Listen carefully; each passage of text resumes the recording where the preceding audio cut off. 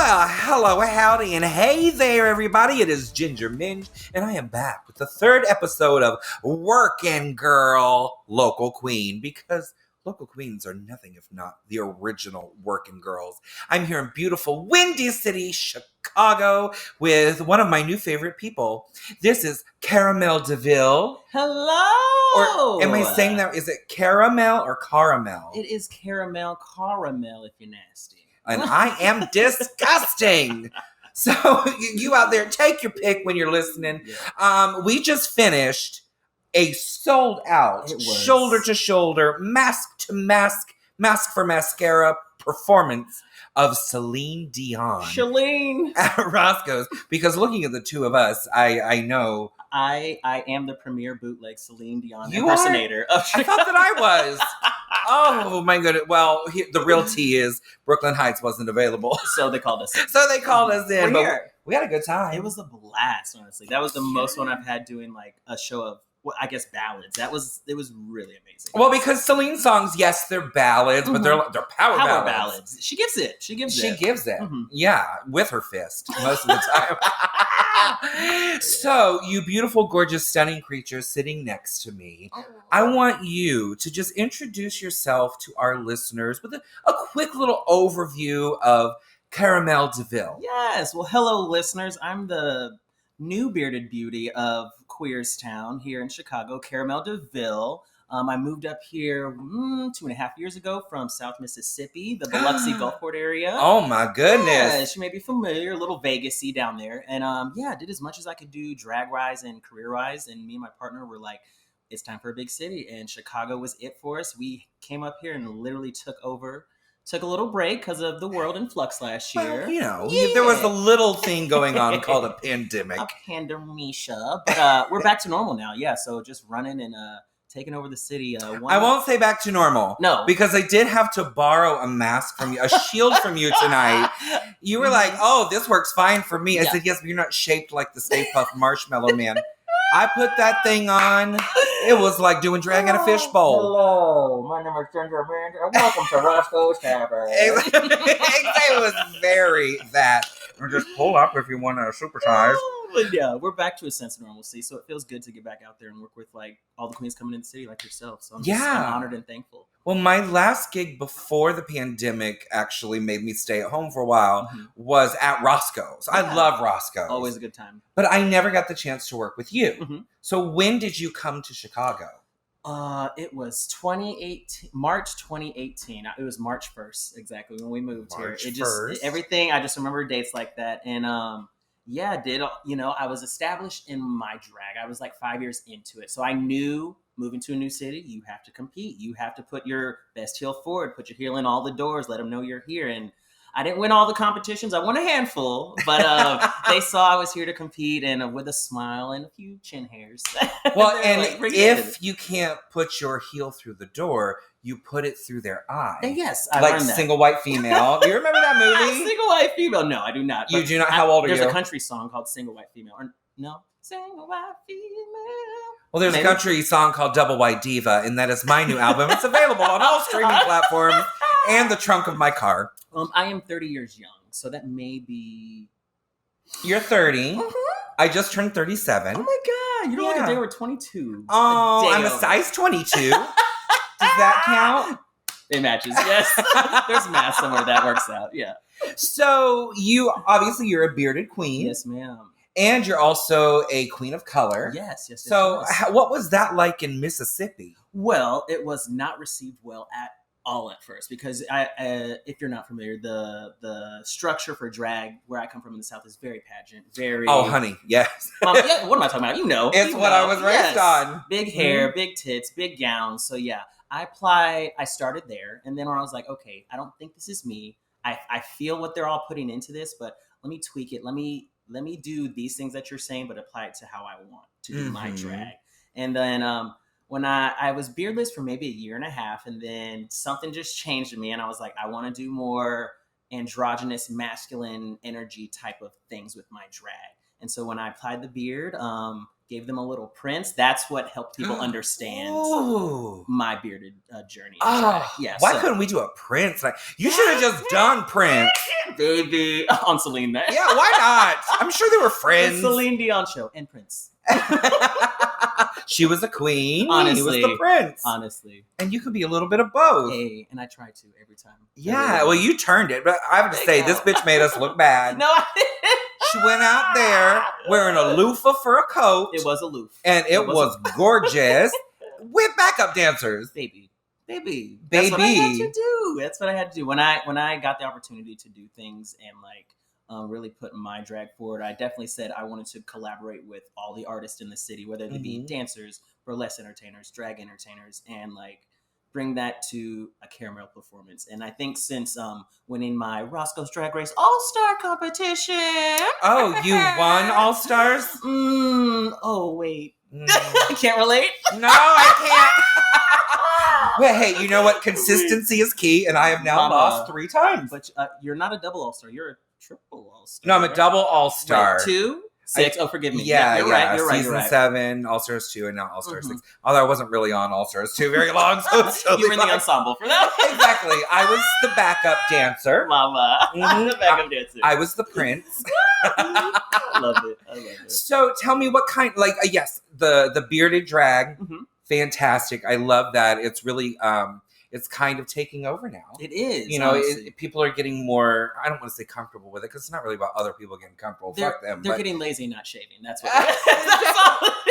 What, do you think that we saw like an influx of bearded queens after quarantine? Mama, when I say like all these like pageant ladies and just natural giving feminine energy drag queens, when they come out with all these beards and mustaches, just like, what are y'all doing? There's only room for there's room for all of us, but what is going on? Do not take my lane. Let me stay in my lane, please. Well, but there is a thing. Now, I when I first saw bearded drag, I thought it was lazy. Okay. And then I'm going to tell you why. Because I was raised with the whole Southern pageant thing, and you know they're very strict about, you got a little stubble right here. It's like, that's my Velcro. It keeps my lipstick from comes slipping. Right off. But I also realized after I saw Lucy Stool. Yes, icon. Who is an icon. And I love and adore. You actually remind me a lot. She's an inspiration for me. So yeah, I can tell. I can tell that really like has rubbed off on you. When I saw her, it made sense because I was like, oh, it's not being lazy. This is a part of her and the aesthetic. And I realized that the first couple bearded queens I saw, they were doing it for the wrong reasons. It wasn't an extension of their character. It was, I don't even think they were being lazy. I think they were just trying to be shocking. Yeah.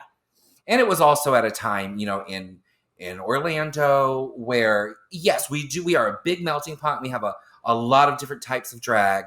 But the bearded drag was something that nobody had really done at that point. Or touch bases on. Yeah, so it did feel like it was being done for the wrong reasons. But I think that goes for any type of drag. Yeah. You can look at somebody and kind of sense their authenticity and what is kind of an extension of themselves and not just a character. And I've really learned to love, not even learned to love, I've fallen in love with a lot of bearded queens. Because it really does. It just kind of completes the look. That makes me feel so good hearing that. Because I feel like that's what not just drag artists, or drag artists in general, but bearded queens, I feel like, yes, we just want you to understand, like, it is just an extension of it. Yeah. It's just to make things a little more glamorous, a little more edgy. And yeah, I feel like people view it as lazy because they don't understand it. They just need the understanding. And then once they see it done and they're like, oh, I get it. Yeah. Then they're like, I get it every time. Now, I, of course, being in Orlando, Roxy Andrews' son, Axel. Ooh, that was fantastic. I was getting there. He's one of my best friends of the world. I love Axel Andrews. He's amazing. He never considered himself a queen. Yes. He's always considered himself a male-identifying entertainer.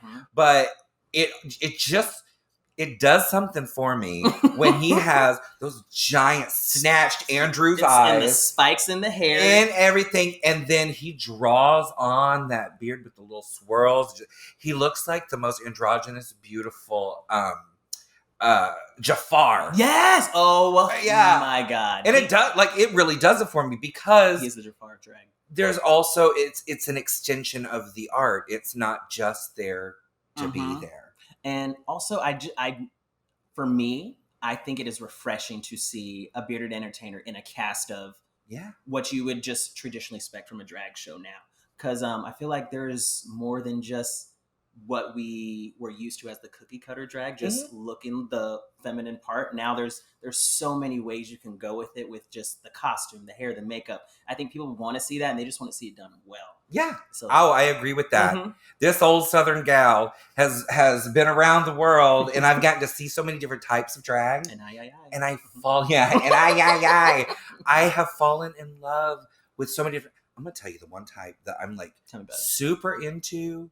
And the reason I'm really excited for Drag Race Drag Race UK season 3 is this. When I grew up, it was called Femme Drag or Bio Drag. Now it's the AFAB Queens. So I am so excited. Victoria Scone. Yeah! I met her when I did a tour over in the UK, and again fell in love. But to me, my definition of drag, when I first started, it was just to try to emulate the entertainers that were successful, you know? Right. And then as I have come into my own, as I've gotten older and tried more things, I've realized that to me, drag is just a celebration of femininity. It really is. And I feel like anybody in the world can celebrate femininity. And girls, like I talked about on my last episode, Venus Envy, who is from Orlando, and now Victoria Scone. I feel like these ladies, they take what they already possess and they amp it up, elevate it to the nth degree, and it's just so fascinating to watch, and it's so pretty to me. And like what you do and what Lucy does, it's so pretty to me. It is glamour. Thank you, Diva. No, thank you. I just like that the drag, it's slowly happening, but the drag community is opening their eyes and their minds to all aspects of it. Slowly but surely. We're getting there. Yeah, absolutely. And I feel like, Drag Race has been good for the drag community, and also it's been bad for the drag community, because for a while on Drag Race, it was just, this is what drag is. It is one thing, and that's what was being celebrated. And there are a lot of fans of Drag Race who are not a fan of drag. They think they are, but they don't really know what it is. Until they see all of it. They're like, and then they go, whoa, this is also drag? This is sensory overload. I can't deal with it. But then, of course, we had shows like Dragula come along, which celebrated like the darker, grittier side of drag. We had Camp Wanakiki come along, celebrate the campier, just campy and fun, and just no drama, And I think that it's really showing the world that there's a place for every type of entertainer. I get that, and I agree. I would agree with that. So when you moved from Mississippi to Chicago, what was it like breaking into the scene? Honestly, I was gonna wait maybe 2 weeks to a month, because I was like, let's get settled in, let's get find the job and all that good stuff. And then my partner was like, nope, there's an open there's an open competition this weekend at Charlie's. He said, you're going. I've been to Charlie's. Yes, that's one of my home bars. So I'm there actually, I've had the privilege of becoming like a queen who works at multiple bars. That wasn't a thing prior to the Panorama, and just having the privilege to represent so many bars and say, hey, come over here, come over here, come over here. It's a good time everywhere. Feels so good and just validating. I have seen that even in Orlando. Before the pandemic, it was, nope, you work at Parliament House and you only work there. You work at Southern Nights, you only work there. You work over here, you work over there, and there was no overlapping. Yes. Unless it was, girls like me who, not because of the Drag Race thing, but because I was kind of grandfathered in. I started drag in Orlando. I've been doing it for 16 years. So I just kind of like was allowed to go around. But it was really sad that, there were other girls that were like, well, I only get one night of bookings over here, but I'm not allowed to go over here. I have to drive 2 hours out of town else. But after the pandemic, it just changed. It felt like there was more of a sense of community. I was going to say camaraderie, but camaraderie. Same page. Yeah, absolutely. And I've noticed that everywhere. I just talk about Orlando because it's my own personal experience. But I'm glad to hear from you that is kind of, the shift in the winds here in Chicago. With the all the things that have shifted in the past couple of years in the Chicago gay and drag community, I think we are coming out better and stronger. It feels just... It feels, yes, everyone's doing their own thing, but we're all working together to make sure everyone's succeeding. Yeah. That's what feels really good about this city, honestly. That's why I always love coming to Roscoe's. Because I say it on the microphone every time I'm here. I'm like, this feels like my home away from home. This feels like, yes. you know, it's like a warm hug when you walk inside that building, mostly because it's hot and cold. And the humidity will hit you in the face. But it's also just, there's so much love there. Really and, you know, I only talk about Roscoe's because that's really the only place I work here. But I've spent time in the other bars. Like, I was a Continental Girl before I was on Drag Race. 6 years in a row. That's why when people now are like, "Oh, are you sad you didn't win?" No, bitch. I got first or second runner-up to that 6 years in a row. I'm a professional loser. Doing good. Exactly. Doing good. But I will say that really did teach me all about drag. It was like boot camp for drag. You know, if you're on time, you're 15 minutes late. If your number gets them up on their feet at 2 minutes and 10 seconds, well, you should refigure it because you need to get them up at 2. Like it really does teach you a lot about drag. So of course I spent a lot of time going to the shows at the Baton, and then that closed and then reopened into a different place. And then I went to Charlie's, and my story about Charlie's is under the boots. I walked in and there was somebody in a bathtub. This isn't my Charlie's. No. Maybe Phoenix or Denver. Ours doesn't have a bathtub. Maybe they... No. They like wheeled out a bathtub. Oh, for the number. For a number. Okay, yeah. Wait, where? Somebody wheeled out a bathtub and they're like doing this number inside. I thought it was cool. They had like the little plastic curtain closed and they were dancing behind it and all that kind of stuff. And then they whisked it away. It was great. Yes, no, I loved it. I love drag when you can tell a story and it doesn't matter really what the story is as long as you're telling it. Beginning, middle, end. We just need that in there. Yeah. So I've never had the luxury of competing in any pageants. But the rigorous drilling of drag, I guess, rules, so on so from the South really taught me how to be professional and put my best foot forward when I moved up here. And I think people saw, hey, there's a hard worker and they're on their fucking game. So they were like, let's bring them in. Well, and you know, the biggest unspoken rule of drag, if you want to be successful, and this is for everybody out there who may be a local queen and they're just starting up and they want to be successful, the key to it is being nice and being professional. It really is, because again, you could not be the best dancer, you may not have the best wigs, makeup, costumes, but if you're nice and people enjoy being around you, you'll get booked a lot more than little sassy Sally over here who was 10 minutes late and is a cunt backstage. Exactly. Well, that's the thing. And I have seen a lot of, and this goes for Drag Race and non-Drag Race, like just drag in general. I have seen a lot of girls who are the epitome of beauty. Excellence. Yep. Just gorgeous, fantastic entertainers, but they don't treat people kindly. And no one wants that. No one wants to be No, around. because drag, we're cheerleaders for the gay community. That's what we are. We're supposed to liven up the party and make people feel good. And when you're not giving off that energy, it really does, it works against you. People remember that and it works against you.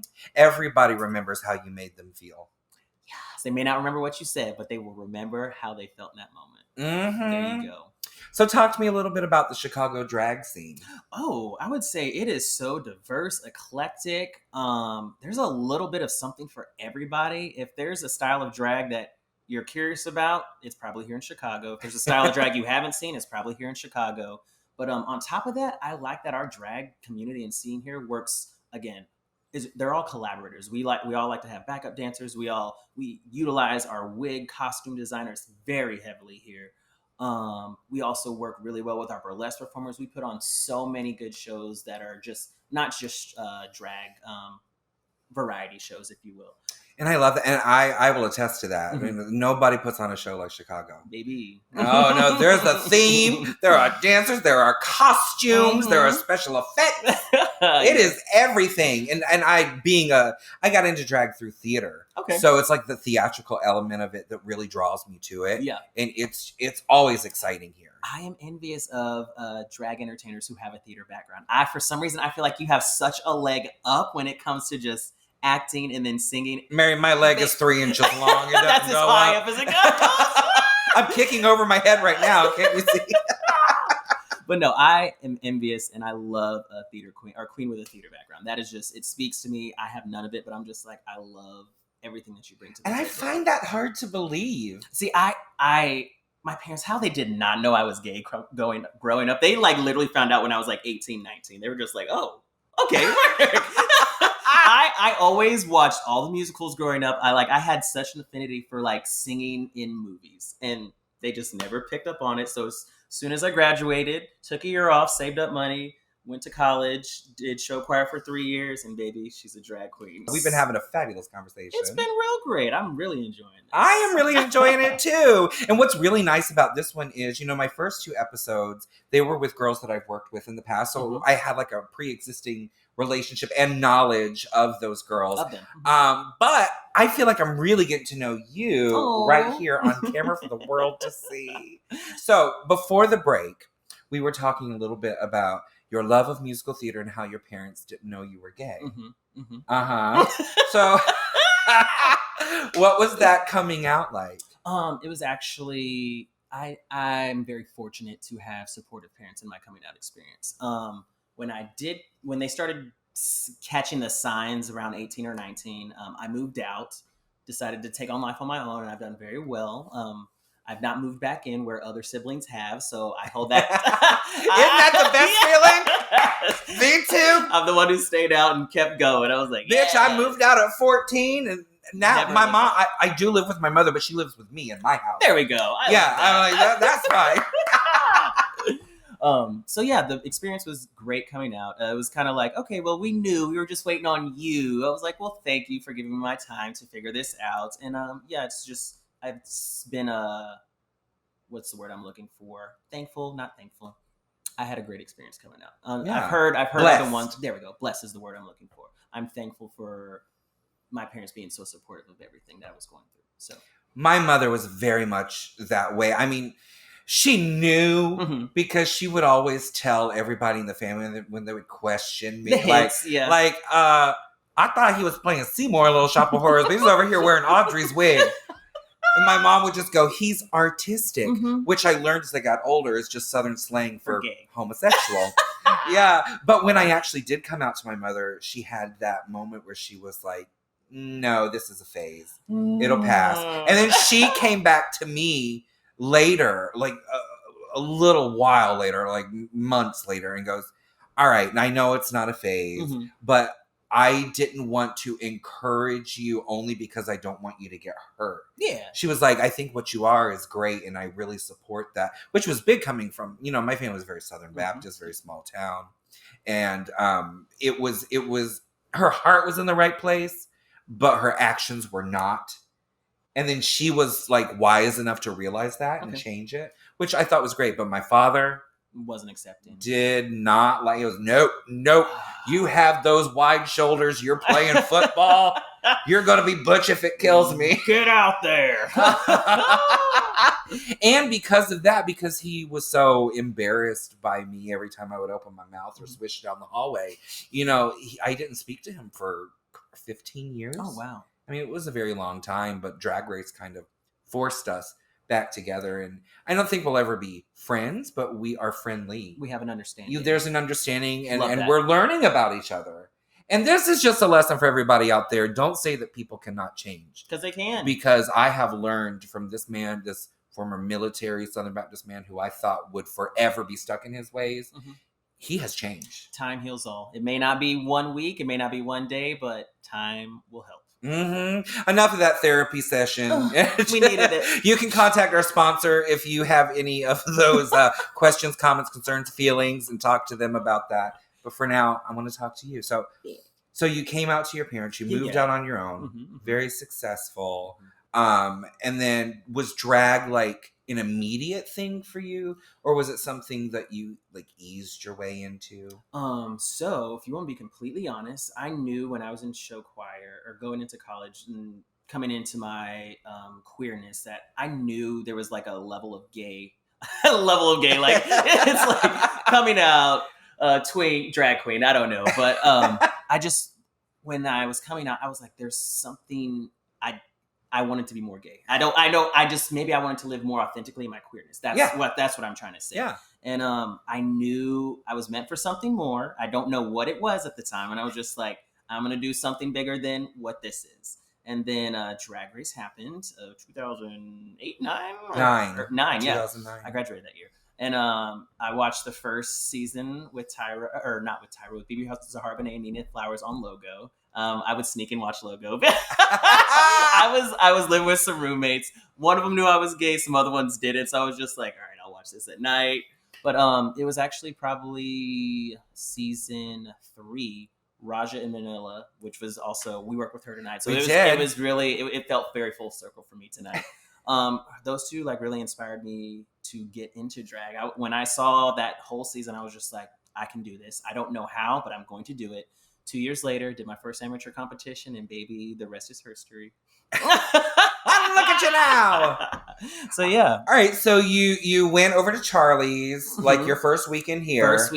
Jumped into the open stage competition. Won it. Smoked them. Mm-hmm. What was your performance? I did Purse First by Bob the Drag Queen, and I did it like very Russian doll style. I had a purse inside of a purse inside of a purse inside of a purse, telling a story. And then on the very last part where he talks about like quacking and duck walk, I pulled a rubber duck out and just start duck walking with the duck. So that was my introduction into Chicago, and yeah, it's. And would you say that number really kind of encompasses your vibe with drag? Like you want to be funny, you want to tell a story, you want to think outside the box. Yeah, for Caramel, when you see me, you're definitely going to get precision. There's going to be a giggle. It's going to make you feel good. Your serotonin levels are going to go up. You're going to dance with me. Like humor, good number, and just that infectious, captivating. That's my power in the drag. I'm so captivating. I know that is my power. I can pull you in. Make you watch it. Yes. That's what it is. And well, I mean, people, they never consider me to be a lip sync assassin, but I've won every single lip sync. Assassinated all of them. All of them. But a lot of people don't understand that with drag, and these, again, they're the fans of Drag Race, not necessarily the fans of drag, because they haven't ventured beyond the show yet. Okay. They don't realize that drag is a lot more than death drops and spins and kicks and all that, which are so good if you put them in like the right space. But it's all about being captivating and telling a story and kind of locking eyes with the audience and making them all feel you and feel your presence. And I think that's something that you do very well. I was watching tonight. And I think a lot of the most successful queens, Drag Race or local or anything in between, they are the ones who are able to have that connection. Mm-hmm. When I say watching the performers here in this city, it's just like, I'm inspired by my peers. I am so heavily inspired by my peers. I love seeing hardworking people just put on amazing drag, put on amazing numbers, and be humble, be kind about it. Like seeing all these people come together and put this amazing art out there, that's what keeps me going. And also seeing how our patrons or customers respond to it and that they want to come back and see us or they want to travel with us and see it. I'm just like, baby, we're doing our job. Yeah. It feels really good. Oh, absolutely. 100%. I love. Who is the first drag queen you ever saw? Bianca Del Rio at Play Nashville. Really? Yep. She was on her season. I remember it was her, Jaden Dior Fierce, Aurora Sexton. Because Jaden Dior Fierce was on Housecast at Play Nashville. Stop! She was. And I know that because season 7, when I went to Play Nashville, I got her dressing station because she was out of town doing a booking in Orlando. Hey. So we literally just swapped makeup stations for the weekend. I live. But yeah, that was my first time seeing a drag queen, and I was already watching the show clearly at that time. And yeah, just seeing people you admire in a position that you want to eventually be in or just elevated to, like, it's just like, I'm going to work towards that, and I'm going to do it gracefully and show all of you that I can do it with a smile and a beard. And you are every day. Getting there. Thank you. So we've talked about how great your Purse First performance was, your award-winning Purse First performance. I want to talk about your first drag performance ever. Oh my God.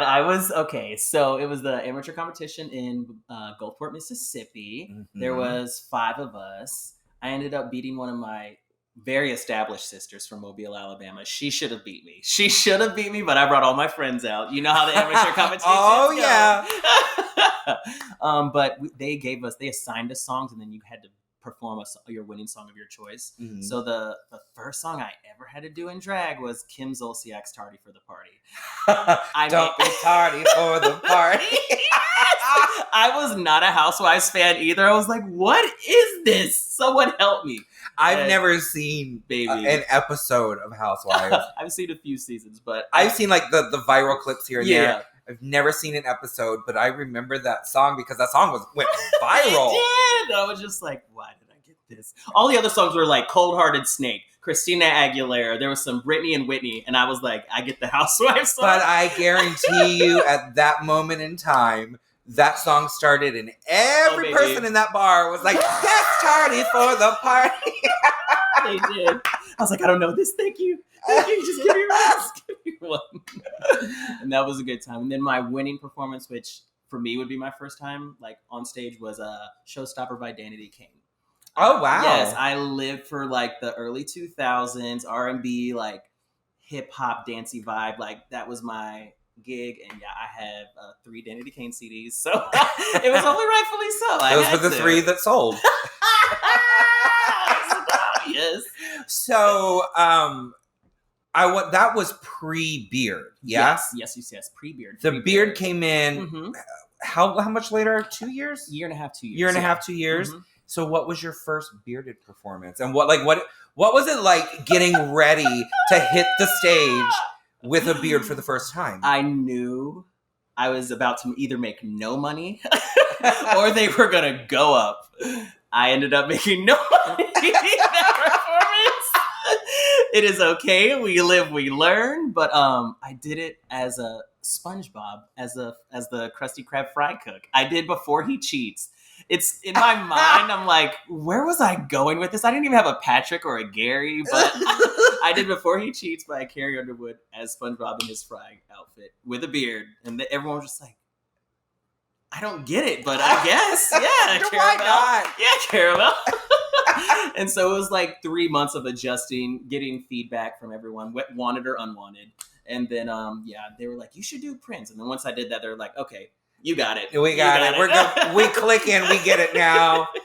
And really, all drag is trial and error when you first start. Mm-hmm. And my favorite drag shows, I love amateur drag shows, like first time out of the gate, because even when the look's not there, you can tell like they are so nervous. You can see the nerves. There's so much energy. You see the energy go, and you're like, and you see how much they want it. Yes, their drive and their what is they're hungry. They're hungry. That's the word. They want it so bad, baby. And I'm just like, yes, I see what you're going for. Maybe I want to help, but I don't know if I have the time right now. But here's my 5. Take my money. Exactly. Use this and buy a bigger pair of lashes to stack on top of those. No, even when the drag itself is not polished, the newer girls, I feel they want that moment so bad. Yes, they do. They have a lot of power and they don't know yet how to use it. Yep. But once they harness it, and that's the really exciting thing. You know, I never wanted to be a drag mother. But after 10 years, because I was like, nowadays these girls run out there and they've been doing drag for 2 weeks. Mm-hmm. And they're like, oh, I've got 7 drag kids and 24 like drag grandbabies and all that. Like, who are you raising? I'm called DHS. Well, right. I didn't feel like I knew enough to be of help to anybody else. That's fair. So I said, I will not have any drag kids until I am at least 10 years old, So once I hit 10, I start, and I really, to be my drag baby, and there's a lot of people that have asked, which I think is very flattering, but I have like a couple of rules. Like, you have to be self-sufficient. Mm-hmm. You cannot rely on me to do anything for you. I'm there for guidance and help, not to do it all. And you have to have bigger aspirations than either being on a local showcast or being on Drag Race. There's more to it. There's more to it. And those two things, they're big goals. And maybe you'll hit them and maybe you won't. But it's about everything in between that you do that I think really establishes you as a performer. Yes, ma'am. Yes, ma'am. So those are my rules. Oh, and don't ever come to me and ask me for my wigs. But it's so good. It's a double, triple stack. I need it. But the problem with that is I have loaned them to girls before and they come back like a straight flat mess. And I can't do that. I can't wear anything like that. I don't have a neck. It doesn't support it. This was a suicide swirl. Now it looks like, what is going on? Exactly. And now it looks like he got caught up in the Roomba. Baby.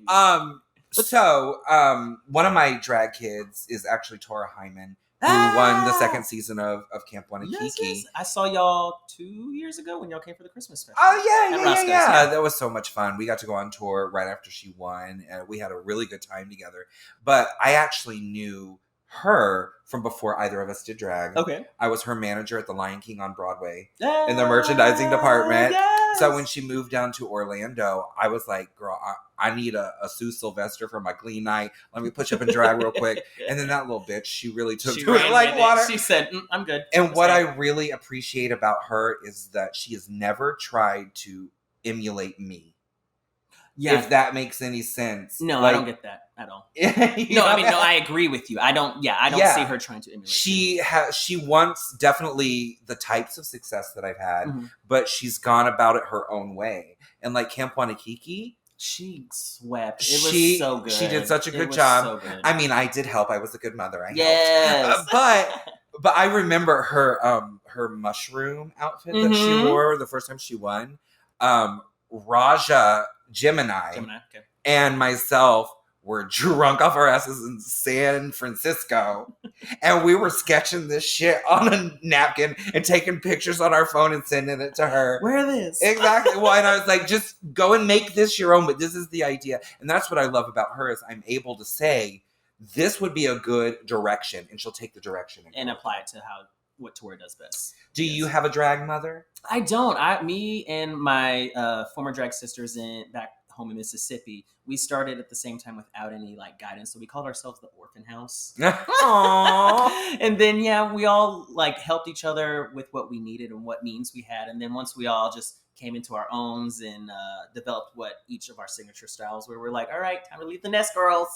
Yeah. Time to leave the nest. So unfortunately, no drag mother, but again, I'm very inspired by my peers, so I always ask and look and pay close attention. I'm very observant. Yeah. So I'm always like, okay, I see what you did there. Let me. How long have you been doing drag?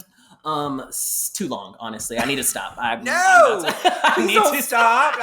Now I know you, and I'm a fan and a friend. I don't want to stop anytime soon. When the knees say, "Hey, sit down," that's when I'm going to stop. But oh God, I would have stopped 10 years ago. I've been doing drag now, successfully. I would say for May 31st was my 7-year anniversary. Oh, 7 years. That's a good chunk of time. 7 years. Yeah, it's a lot of time dedicated to a specific craft. But through the experience, the great experiences I've had and the not so great ones, I've learned a lot. I've learned a lot about myself, about my performance style. I've learned a lot about like my drag and how it's received, and I like to know my audiences wherever I go, and I feel like that's genuinely helped me stay in the game as long as I have. So I'm hoping for the longevity. I'm sure you have it. I absolutely am sure. I want to know from you, what is your definition of local queen? Definition of local queen. All right, to keep it local.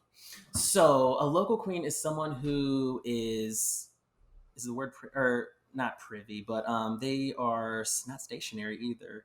Someone who is known in a community or area of performance spaces that does things for the community, helps uplift, is just a face in the community that ensures everyone is on their A game, doing what they need to, looking out for each other, and just a good role model in general. Yeah. So does that sound right? Did I get the A+?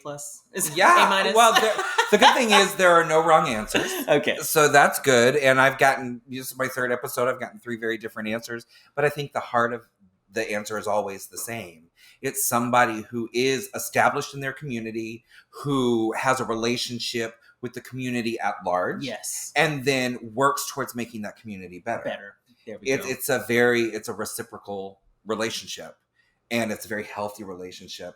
I've always said, when I'm in Orlando, I'm still a local queen. Yes. I'm still rolling up to Hamburger Mary's with my suitcase and a baseball cap for $50 and a free hamburger. Like, no, I don't consider myself more than a local queen either, but the people back in Mississippi, they're like, you're doing so well. We're so proud. You're getting so big. I was like, thank you. Like, I'm just working more. I said I wanted to move out and do more drag, and that's all I'm doing. I'm still local. Like, to these people up here, I'm just a local queen. And to y'all, I moved out of the small town and I'm now a big star. I'm not a big star, y'all. I just moved my workplace. That's all. But it means a lot that y'all feel my definition of local queen would be somebody who is a megastar. You know, I think that local queens get a bad rep sometimes from the drag race fandom. Okay. That are like, oh, well, I mean, yeah, you're great and you're pretty and you're fantastic, but I saw her on TV. and that's not fair, because honestly, the local girls, I think it's such an honorable title to have. That's why I still call myself a local queen, because the local queens are the ones who ensure that the love of drag, the love of community, that's all there in that town. They literally hold the fort down, so girls that have been on Drag Race or Dragula or Camp Wanakiki or won the pageants, so they can come through and have a good experience. Be respected, yep, 100%. But the local girls, you know, they're the ones that are fighting the fights. They're raising the money. They are making sure that their community is taken care of and safe and happy at all times. Yes. And I think it's such an honor and a privilege to be a local queen. You know, when you say it like that, it really is an honor and a privilege. And it seems like work. It seems like more work than what it really is, but no, it's not. It's what I wanted to do, and I feel like it's what a lot of the people in drag or in a drag community want to do. So yeah, just keep doing it. You are doing it. I am such a fan now. You're doing it, Jen. You're just doing it, gal. So before we wrap this up, I know I'm running a little bit late, but I love this conversation. I wanted to ask you a couple of questions. I like questions. Okay? Fire away. First, what is the worst performance you've ever given? Oh my gosh. Okay. Oh, answer that first before we go on. My worst performance that I ever given. Oh my God. I really try to forget them and or delete them. Let's see, the worst performance. Oh my God. Okay, so the first time my dad got to see me in drag, it was a Divas variety impersonation show put on by a theater group in my old hometown. So you are a theater queen. I dabble. You did the show at the theater and you were in show choir. You definitely count as a theater gay. So yeah, that was my dad's first time seeing me in drag. They wanted to do like Divas impersonations, and I was just nailing my Prince down. They're like, "You're gonna do Prince. You need one more because all the queens are doing two." I was like, "There's not another bearded like entertainer that I can think of," and they were like, "How about you shave and do Madonna?" I was like, because first, there's a lot wrong with that, a lot to unpack. Well, I, being naive and probably not socially aware of everything, I decided to shave. I did Prince without a beard, my mustache. I drew on a mustache, and then I wiped it off and did Madonna. I just put on... You could have been like Akira. She has these little fuzzy hairs. Yes! She cuts them out of wigs. I wish I would have known that. And she makes them look so flawless. I'm gonna say there's probably a nice filter on that camera. Choices. No, I mean they look fine, but there's times where girl, she was sweating, and by the end of the day, she looked like a billy goat. Just dangling. This is not about her. So that was probably my worst performance because I missed my Madonna choreography. I left my Madonna shoes my partner left my shoes at home. So I felt very unprepared for my Madonna performance. Is this the same partner you have now who stood me up this evening? I was promised that this adorable young thing was going to be here. I'm so sorry. Me and CJ will be back later. I'll tell him to show up afterwards. Wait, what's his name? Tyler. Yes, I met him. Well, I met him at the Christmas show 2 years ago. Yes. And then I met him tonight in the alley. Which we met most of the people, most of our familiar friends in the alley tonight. Yeah, well, you know, it's that alley behind Roscoe. Detox Way. Yeah. She owns that. She pees in it frequently. Yeah, well, you know, if you can reach it, you might as well pee. All right, second question. Shoot. What is the best performance you've ever given? Oh my goodness. I would probably say that was the first weekend competition. My first extended competition here in Chicago was Crash Landing. Rest in peace. It's used to be held at Berlin nightclub, which is just opened back up. That's a great little establishment. I love that place. I made it to the finals my first time there, which is something that everyone was like, this doesn't happen. No one shows up and goes straight to the finals. I was like, I didn't come to play. I did Bad Romance with one of my drag sisters now from Charlie's, and the first winner, or the most recent winner of the Roscoe's drag race, their name is Male Spice. They won right before I won the All-Stars competition. They backed up dance for me, and we did Bad Romance, and I feel like that's when everyone was like, pull up a chair, you're here, pull up a chair. That was probably a really good moment that I will never forget. I have so many videos of that, and when people say the first time I saw Caramel, it was that moment right there. So I love that. Really I got to judge right after season 7. I judged Roscoe's Drag Race, their competition. It was the finals, and somebody came out and did the Grinch in full drag, full prosthetics. It turned it for me. The first time I saw a Grinch number was Aurora Sexton. She did the whole prosthetics. She's so good. Was so fierce. She's so good. And the part that makes me hate her is that she's also one of the nicest people. Oh, baby, yes! Yes! So it's like, you can't be pretty and nice and talented. I know, bitch. Get out. Room for all drag except hers. Okay, so what was your worst performance, Ginger? If I can throw that back at you. Flipping the tables. Flip. My worst performance, they've all been so mediocre. I thought you were going to say good. No. I would say there was a time I also got asked to do. It must be his thing with celebrity impersonation shows, because I was asked to do it as Adele. Okay, this is before Drag Race. You know, I don't really do celebrity impersonations. My house, my ass. So I did Adele, and it was at the Ritz-Carlton in Orlando. So it was like we rolled up in this Rolls Royce, like this old vintage. Got out. It was like a red carpet experience. It was gorgeous. It was so wonderful. So it wasn't really the performance, but I opened it up and I went to take a step on the red carpet, feeling my fantasy, and just fell right on my freaking face. And I scraped my knees so bad, wearing one pair of tights, girl, because I couldn't afford it anymore, that my legs started to bleed. So, you know, those tights, they really soak up the blood. So by the time I went out there, I just had these just dried up, nasty blood stains on my tights, just running down the front. It looked like Adele was having a heavy flow day. Oh my goodness! But I didn't let it stop me. The show must go on. I still stood there and waved my hands like this, you know. Turn the tables. And then I think, you didn't ask, but I'm going to say, I think my best performance of all time would probably be I Am What I Am on the Trailblazers. It's the one people really connected with. And I think that was because it was one of the first times I really allowed myself just to be open on TV. You know what I mean? Good. Like in a setting, in a bar, in a club, in a theater, anything like that, it's easy to have a connection with the audience because you're there together, you're sharing an experience. But when you're on film, it's different because there's nobody there. It's just this big intrusive camera, and you're supposed to act like it doesn't exist. And it really makes you kind of not shut down, but it doesn't allow you to really open your heart up. You know what I mean? I would say, Ginger, though, however, whenever I see you perform, bitch, you are in the pocket of that number. Every time I've seen you, you know all the nuances, and it's just the level of emoting that you do and storytelling with just your face is. Well, we're supposed to be done, but I would like to go for another hour now. Go on. Keep going. We won't edit this out. We'll just edit down to this.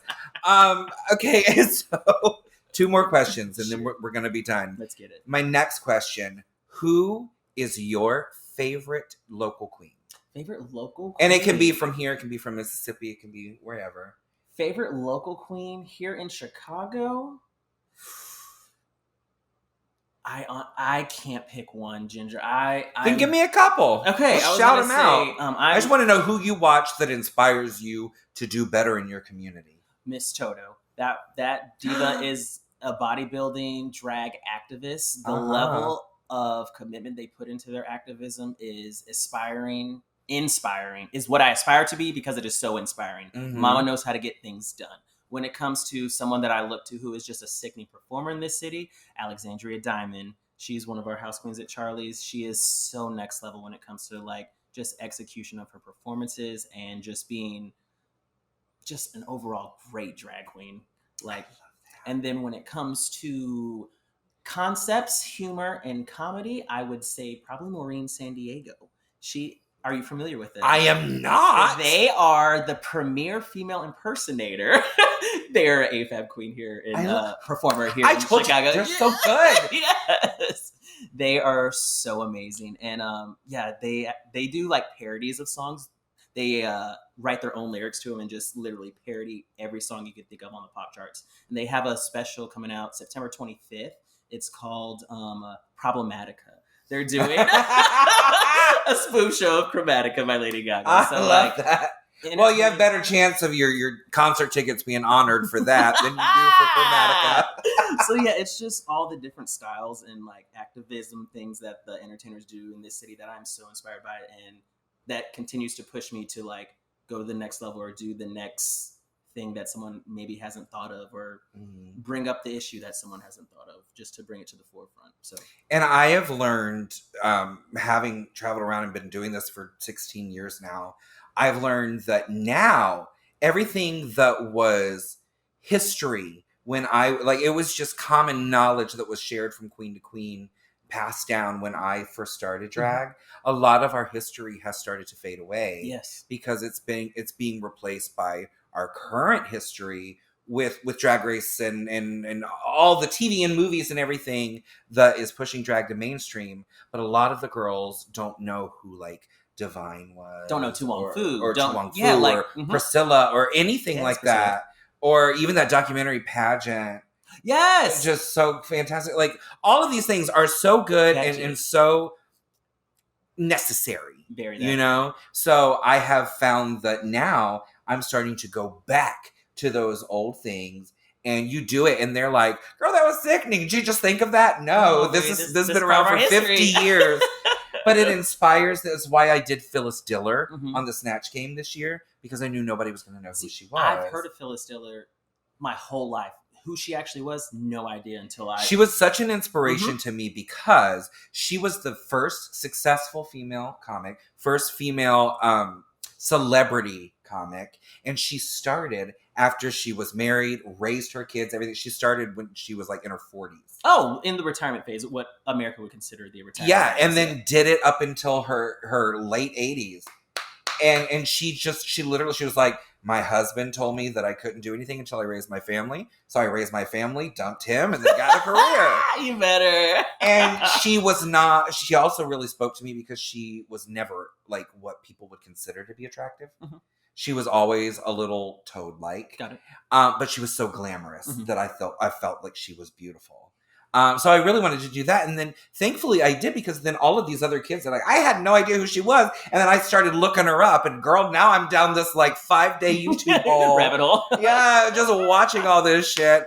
Okay, now my last question. What is it? What advice would you give to anybody out there who considers themselves to be a local queen or who is looking to become a local queen? Stop immediately.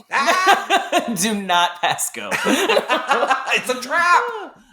No, I was gonna say be prepared to invest time, effort, blood, sweat, tears, maybe a little coin into the craft. But don't compare your successes to the successes of your peers around you. Your time will come. There's gonna be a moment for you, whether you feel it or not. But don't measure where you're at based on what everyone else is doing around you, because you are special and you're doing this because you felt drawn to this for some reason, and that reason is going to reveal itself sooner, hopefully, than later. That is a very good answer. It's a great answer. It's a pageant answer. No. And I'm contestant number 12. Yeah, well, girl, you won question and answer. And to piggyback off of that, I think, a lot of people have asked me, like, oh, are you mad you didn't win? You mad you didn't win? No, because I have always lived my life by no regrets, because everything happens for a reason. It does. And wherever you are now is the path you are supposed to be on to lead you to the bigger and better things that are for you. Mm-hmm. Because what is for you is only for you, mm-hmm. and nobody else can take that away. Oh, I love it. Mm-hmm. Except for you. So don't block your blessings. Don't get in your own way. Where can all of our listeners find you? So you can find me on all financial platforms at KM DeVille. That's KMDVILLE. And you can find me on Facebook at Caramel DeVille. That's Cara with a K. And Instagram and Twitter also at KMDVILLE. Wonderful. And of course, as always, you can find me in the corner somewhere begging for spare change. Go to gingermingeonline.com, and it has all my social media right there. That's Gingerminge Online. Don't go to gingerminge.com because it's porn. It is also me. But we don't talk about that in front of company. I love you all so much. I love you. I am so grateful you came to do this with me. Thank you. Again, it's an honor and a pleasure. The honor and privilege and pleasure is all mine, yes, and I am going to be a fan forever. So I can't wait to see you all next week on another fabulous episode of Local Queen, because remember, local queens are our hometown sheroes. Mwah.